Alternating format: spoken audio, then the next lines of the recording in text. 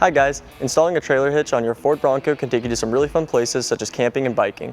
You can even tow it in a U-Haul trailer to almost anywhere in North America. Now let's break down that install for you. You'll need the tools seen here to complete this installation. Alright, our next step is going to be raising our hitch up into place. We're going to be using our U-Haul exclusive hitch jack. We'll be lining up the hitch holes with the existing holes on the vehicle's bumper beam. Our next step is going to be installing our provided hardware. We're going to have our 1/2-inch bolt, our flat washer, and our flange nut. Next, we're going to feed our provided bolts through the holes on the hitch with our flat washer on them, and we're going to push it through all the way and then secure it down with the flange nut on the other side.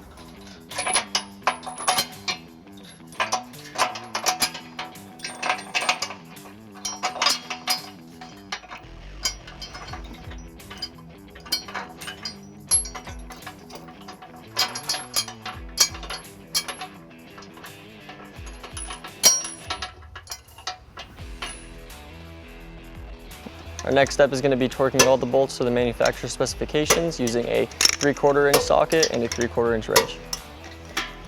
With the hitch installed in the vehicle pulled onto level ground, we would like to show you some key measurements. This is a 2-inch receiver. From the pinhole to the edge of the tire is going to be 12 inches. From the pinhole to the edge of the bumper is going to be 2.5 inches. And from the ground to the top of the receiver is going to be 19 inches.